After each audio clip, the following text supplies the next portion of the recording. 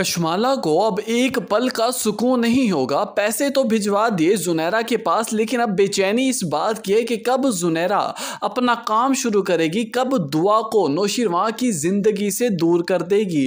Phone करेगी जुनैरा से, कहने लगेगी कि जुनैरा पैसे तुम्हारे पास पहुंच गए हैं ना। जुनैरा खुशी के मारे कहने लगेगी कि हाँ जी, पैसे तो आपके आज पहुंचे हैं, लेकिन आपका काम हमने पहले से ही शुरू कर रखा है। ये बात सुनते ही जुनैरा तो बहुत ही खुश होती है, लेकिन साथ ही कशमाला के लिए खुशी की बहार दौड़ाती है। दूसरी तरफ से रूमी खड़ी सारी बातें जुनैरा की सुन रही होती है और समझ रही होती है। उसे एकदम से झटका सा लगता है कि इतनी रकम वसूल करने के बाद भी जुनैरा ने दुआ की जान नहीं छोड़ी, उसका पीछा नहीं छोड़ा। वहीं पर कशमाला जुनैरा से कहने लगेगी कि अब अपना काम सोच और समझ के साथ करना है, पूरी होशियारी के साथ। और दूसरी तरफ सरफराज ने भी फिजा का जीना हराम कर रखा है। जब से उसे इस बात की इत्तला मिली है कि वो बाप बनने वाला है, फिजा माँ बनने वाली है, उसने तो जीना हराम करके रख दिया, आसमां को सर पर उठा लिया, क्योंकि वो ये चाहता ही नहीं है कि मैं बाप बनूं या फिर बच्चा इस दुनिया में आए। वो लगातार फिजा को टॉर्चर करेगा, मेंटली डिस्टॉर्टेड करेगा, कहने लगेगा कि तुम्हें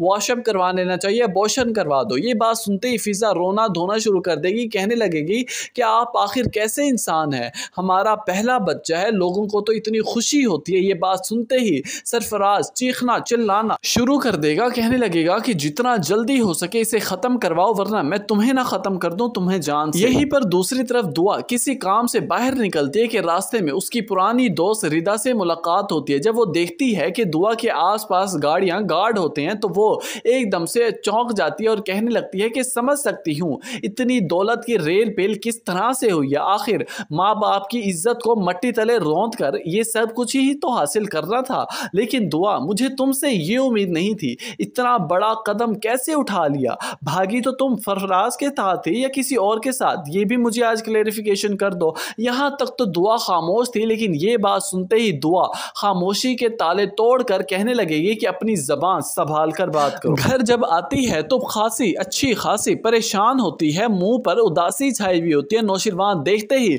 समझ जाता है, जब पूछने लगता है वजह तो दुआ कुछ बोल भी नहीं पाती, गम से भरी बैठी होती है। यहाँ पर नौशीरवान कहने लगता है कि अगर तुम्हें रोना आ रहा है तो रो लो, कभी कभार रो लेना चाहिए, गम कम हो जाता है, दुख कम हो जाता है। ये बात सुनते ही दुआ नौशीरवान के गले लगकर जोर जोर से रोना शुरू कर देगी, अपना दुख बांटने लगेगी नौशीरवान से। जब नौशीरवान वजह पूछेगा तो दुआ सारी के सारी हकीकत बता देगी, जो उसके साथ रिदा ने जिस तरह की बातें की हैं। ये बात सुनते ही नौशीरवान दुआ को हौसला देने लगेगा, कहने लगेगा कि परेशान होने से कुछ नहीं होता, हमें अब इस सब को फेस करना होगा मजबूती के साथ, तुम्हें स्ट्रांग होना होगा। मूड बेहतर होने के बाद जब नौशीरवान वापस घर को जाने लगेगा तो यहाँ पर दुआ अच्छी खासी तैयार होकर नौशीरवान के सामने आ जाएगी और उसे अपनी फरमाइश का मुजाहिरा करते हुए कहने लगेगी कि नौशीरवान, मैं भी चाहती हूँ कि मैं हवेली जाऊँ और अम्मा सही और बाबा सही से मुलाकात करना चाहती हूँ, अगर आपको कोई मसला ना हो। ये बात सुनते ही नौशीरवान तो एकदम से खुश हो जाएगा, क्योंकि वो तो खुद भी यही चाहता है कि किसी तरह दुआ को